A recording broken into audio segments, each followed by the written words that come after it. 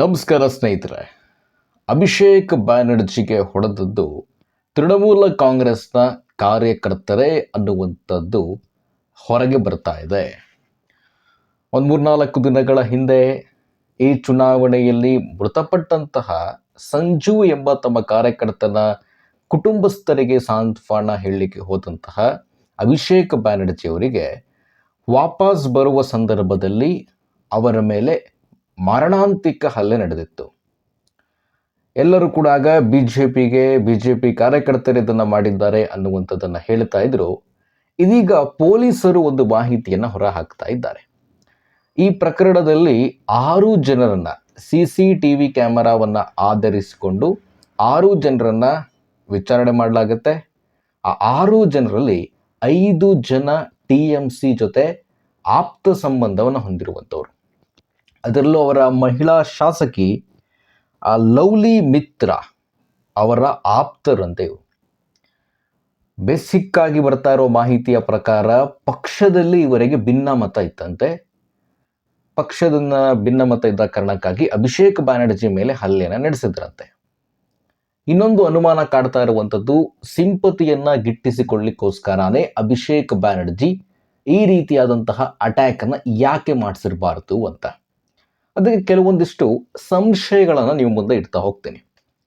ಮೊದಲನೇದಾಗಿ, ಅಭಿಷೇಕ್ ಬ್ಯಾನರ್ಜಿ ಅವರ ಮೇಲೆ ಹಲ್ಲೆ ಆಗ್ತಾ ಇದ್ದಂತೆ ಅವರಿಗೆ ತಕ್ಷಣವೇ ಒಂದು ಕ್ರಿಕೆಟ್ ಹೆಲ್ಮೆಟ್ ಸಿಗತ್ತೆ. ನೀವು ಗಮನಿಸಿದ್ರೆ ವಿಡಿಯೋಗಳಲ್ಲಿ ಆ ಕ್ರಿಕೆಟ್ ಹೆಲ್ಮೆಟ್ ತಕ್ಷಣವೇ ಹೆಂಗೆ ಬಂತಲ್ಲಿ? ಯಾವುದೋ ಒಂದು ಗಾಡಿಗೆ ಯೂಶಲ್ ಹಾಕುವ ಹೆಲ್ಮೆಟ್ ಏನಾದ್ರು ಕೊಟ್ಟಿದ್ರೆ ಆಯಿತು ಅಂತ ಅರ್ಥ ಮಾಡ್ಕೋಬೋದಾಗಿತ್ತು. ಆದರೆ ಇದು ಕ್ರಿಕೆಟ್ ಹೆಲ್ಮೆಟ್ಟು ತಕ್ಷಣವೇ ಹೆಂಗೆ ಬಂತು ಅನ್ನುವಂಥ ಪ್ರಶ್ನೆ ಕೂಡ ಮೂಡುತ್ತೆ. ಅಥವಾ ಇವರೇ ಕಾರ್ನಲ್ಲಿ ಕ್ಯಾರಿ ಮಾಡ್ಕೊಂಡು ಬಂದಿದ್ದೀರಾ ಆ ಕ್ರಿಕೆಟ್ ಹೆಲ್ಮೆಟನ್ನು ಅಂತ. ಎರಡನೇದು ಬಹಳ ಪ್ರಮುಖವಾದಂಥ ಅಂಶ, ಇವರ ಮೇಲೆ ದಾಳಿ ಆಗಿದೆ, ಹಲ್ಲೆ ಆಗಿದೆ, ಕಂಪ್ಲೇಂಟನ್ನು ಕೊಡಲಿಕ್ಕೆ ಅಭಿಷೇಕ್ ಬ್ಯಾನರ್ಜಿ ಮುಂದೆ ಬರ್ತಿಲ್ಲ. TMC ಕೂಡ ಕಂಪ್ಲೇಂಟನ್ನು ಕೊಟ್ಟಿಲ್ಲ ನಿನ್ನೆಯ ತನಕ. ಪೊಲೀಸರು ಸ್ವಯಂ ಪ್ರೇರಿತ ದೂರನ್ನು ದಾಖಲಿಸಿಕೊಂಡಿದ್ದಾರೆ. ಸುಮೋಟೋ ಕೇಸನ್ನು ದಾಖಲಿಸಿಕೊಂಡೇ ವಿಚಾರಣೆ ಮಾಡ್ತಾ ಇರುವಂಥದ್ದು. ಅಭಿಷೇಕ್ ಬ್ಯಾನರ್ಜಿ ಇಲ್ಲಿಯ ತನಕ ದೂರು ಕೊಟ್ಟಿಲ್ಲ. ಇದು ಬಹಳ ದೊಡ್ಡ ಅನುಮಾನಕ್ಕೆ ಗ್ರಾಸವಾಗ್ತಾ ಇದೆ. ಬಹಳ ದೊಡ್ಡ ಅನುಮಾನಕ್ಕೆ. ಈಗ ನಾಯಕರ ಟ್ವೀಟ್ಗಳನ್ನು ನೋಡ್ತಾ ಇದ್ದಾರೆ ನೀವು. ಇಡೀ ದೇಶದಾದ್ಯಂತ INDIA ಮೈತ್ರಿಕೂಟದ ಭಾಗವಾಗಿರುವಂತಹ ತೇಜಸ್ವಿ ಯಾದವ್ ಆಗಿರ್ಬೋದು, ಅಖಿಲೇಶ್ ಯಾದವ್ ಆಗಿರ್ಬೋದು, ರಾಹುಲ್ ಗಾಂಧಿ ಆಗಿರ್ಬೋದು, ಪ್ರತಿಯೊಬ್ಬರು ಸಹ ಅವರ ಟ್ವೀಟ್ನಲ್ಲಿ ಬಿಜೆಪಿಯನ್ನು ಮೆನ್ಷನ್ ಮಾಡ್ತಾ ಇದ್ದಾರೆ. ಅಖಿಲೇಶ್ ಯಾದವ್ ಅವರ ಟ್ವೀಟ್ನಲ್ಲಿ ಬಿಜೆಪಿ ದ್ವೇಷ ತುಂಬ್ತಾ ಇದೆ, ಪೊಲೀಸರು ದೊಡ್ಡ ಪಿತೂರು ನಡೆಸಿದ್ದಾರೆ, ಬಿಜೆಪಿ ಅಂತಾನೆ ಅಖಿಲೇಶ್ ಯಾದವ್ ಅವರ ಟ್ವೀಟ್ನಲ್ಲಿದೆ. ಒಂದು ಬೇಸಿಕ್ ಪ್ರಶ್ನೆ ಬರುವಂಥದ್ದು, ನನ್ನ ಹಳೆಯ ವಿಡಿಯೋಸಲ್ಲೂ ಸಹ ಹೇಳಿದ್ದೆ, 21ರ ಚುನಾವಣೆಯಲ್ಲಿ TMCಯ ಕಾರ್ಯಕರ್ತರ ದಬ್ಬಾಳಿಗೆ ಬೇಸತ್ತು 5,000 ಸಾಮಾನ್ಯ ಕುಟುಂಬಸ್ಥರು ಪಶ್ಚಿಮ ಬಂಗಾಳವನ್ನು ಬಿಟ್ಟು ಹೋದ್ರಲ್ಲ, ಆಗ ಯಾವ ದ್ವೇಷ ಕಾಣಲಿಲ್ವಾ ಇವರಿಗೆ? 80ಕ್ಕೂ ಹೆಚ್ಚು ಬಿಜೆಪಿಯ ಕಾರ್ಯಕರ್ತರ ಕೊಲೆ ಆಗತ್ತಲ್ಲ ಚುನಾವಣೆಯ ನಂತರ 21ರಲ್ಲಿ, ಆಗ ಯಾವ ದ್ವೇಷ ಕಾಣಲಿಲ್ವ ಇವರಿಗೆ? ಆಗ ನೀವು ಪ್ರಶ್ನೆ ಮಾಡಿದರೆ, ಆಗ ಟ್ವೀಟ್ ಮಾಡಿದರೆ, ಈಗಿನ ನಿಮ್ಮ ಟ್ವೀಟು ಒಂದು ತೂಕಬದ್ಧವಾಗಿರ್ತಿತ್ತು. ಆಗ ನಾನು ಇನ್ನೂ ಮಾತಾಡೋದಿಲ್ಲ, ಈಗ ಬಂದು ಮಾತಾಡ್ತೀನಿ ಅಂತ ಹೇಳಿದ್ರೆ ಅದು ನಿಮ್ಮ ರಾಜಕೀಯ ಇದೆಲ್ಲ. ಇದನ್ನೇನು ಕುತೂಹಲದಿಂದ ನೋಡಬೇಕಾಗಿಲ್ಲ, ಇದೇನು ಆಶ್ಚರ್ಯದಾಯಕ ಕೂಡ ಅಲ್ಲ. ಬಟ್ ಬಿಜೆಪಿಯ ಪ್ರತಿಯೊಬ್ಬ ಪಶ್ಚಿಮ ಬಂಗಾಳದ ನಾಯಕರು ಸೇರಿದಂತೆ ಎಲ್ಲರೂ ಕೂಡ ಇದನ್ನು ಖಂಡಿಸಿದ್ದಾರೆ, ಅಭಿಷೇಕ್ ಬ್ಯಾನರ್ಜಿ ಮೇಲೆ ನಡೆದಂತಹ ದಾಳಿಯನ್ನು. ಪೊಲಿಟಿಕಲ್ ಕಲ್ಚರ್ ಬಗ್ಗೆ ಮಾತನಾಡ್ತಾ ಇದ್ರು. ಪೊಲಿಟಿಕಲ್ ಕಲ್ಚರ್ ಚೇಂಜ್ ಆಗ್ತಾ ಇಲ್ಲ ವೆಸ್ಟ್ ಬೆಂಗಾಲ್ದು. ಕಮ್ಯುನಿಸ್ಟ್ನ ಕಾಲದಿಂದಲೂ ಇಲ್ಲಿವರೆಗೂ ಸಹ ಯಾವುದೇ ಡಿಫ್ರೆನ್ಸೇ ಕಾಣಿಸ್ತಾ ಇಲ್ಲ. ಬಿಜೆಪಿ ಬಂದ ನಂತರವೂ ಕೂಡ ಕಮ್ಯುನಿಸ್ಟರು ಏನು ಮಾಡಿದ್ರು ಅದನ್ನು ಮಮತಾ ಬ್ಯಾನರ್ಜಿ ಅವರು ಕಂಟಿನ್ಯೂ ಮಾಡ್ಕೊಂಡ್ಬಂದರು. ಈಗ ಬಿಜೆಪಿ ಅದನ್ನು ಮುಂದುವರಿಸ್ತಾ ಇದೆ ಅನ್ನುವಂಥ ಪ್ರಶ್ನೆ ಎದುರಾಗ್ತಾ ಇದೆ. ಯಾಕಂತ ಹೇಳಿದ್ರೆ ಈಗ ಬಿಜೆಪಿಯಲ್ಲಿರುವಂಥವರು ಎಲ್ಲರೂ ಕೂಡ ಬಿಜೆಪಿಯ ಕಾರ್ಯಕರ್ತರಲ್ಲ. ಒಂದು 5% ಬಿಜೆಪಿಯ ಕಾರ್ಯಕರ್ತರನ್ನು ತೆಗೆದುಕೊಂಡ್ರು, ಇನ್ನುಳಿದ 95% ಹಿಂದೆ ಕಮ್ಯುನಿಸ್ಟ್ನಲ್ಲಿ ಇದ್ದಂಥವರು, TMC ಅವರು ಕೂಡ ಇದ್ದಾರೆ. ಹಾಗಾಗಿ ಬೇರೆ ರಾಜ್ಯಗಳ ಬಿಜೆಪಿಗೂ ಪಶ್ಚಿಮ ಬಂಗಾಳದ ಬಿಜೆಪಿ ಕಾರ್ಯಕರ್ತರಿಗೂ ಬಹಳಷ್ಟು ವ್ಯತ್ಯಾಸ ಇದೆ.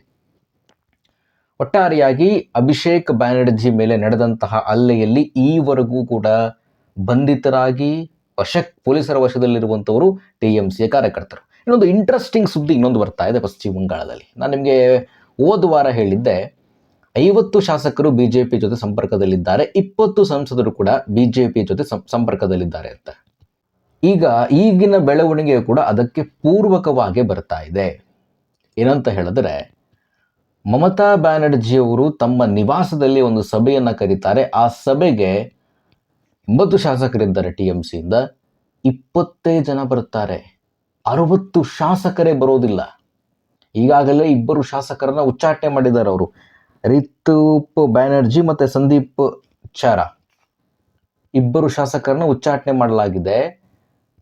ಅಂತ ಹೇಳಿದ್ರೆ 62 ಶಾಸಕರು ಮಮತಾ ಬ್ಯಾನರ್ಜಿಯವರ ಸಂಪರ್ಕದಲ್ಲೇ ಇಲ್ಲ ಅಂತ ಹೇಳಿ ಆಯಿತು. ಸಿಟ್ಟಾಗಿ ಕೋಪಗೊಂಡು ಮಮತಾ ಬ್ಯಾನರ್ಜಿ ಸಭೆಯನ್ನು ರದ್ದು ಮಾಡಿಬಿಟ್ರಂತೆ. ಬಹಳ ಬೇಸರಗೊಂಡು ಹೋಗಿದ್ದಾರೆ. ಈಗ ಅಟ್ ಪ್ರೆಸೆಂಟ್ ಸಂಜೆ ಈಗ 4:30 ಆಗಿದೆ. ಮಮತಾ ಬ್ಯಾನರ್ಜಿಯವರು ತಮ್ಮ ನಿವಾಸದಲ್ಲಿ ಒಂದು ಪ್ರತಿಭಟನೆಯನ್ನು ಮಾಡ್ತಾ ಇದ್ದಾರೆ. ಇವೆಲ್ಲ ಖಂಡಿಸಿ, ಶಾಸಕರು ಬಂದಿರೋದಲ್ಲ, ಅಭಿಷೇಕ್ ಬ್ಯಾನರ್ಜಿ ಅವರ ಮೇಲೆ ನಡೆದಂಥ ದಾಳಿಯನ್ನು ಖಂಡಿಸಿ. ಇನ್ನು ಈ ವಿಚಾರಕ್ಕೆ ಬರೋಣ. 60 ಶಾಸಕರು ಬಿಜೆಪಿಗೆ ಬಂದ್ಬಿಟ್ರೆ ಅದು ಬಿಜೆಪಿಗೆ ಸುಲಭ ಆಗಲ್ಲ.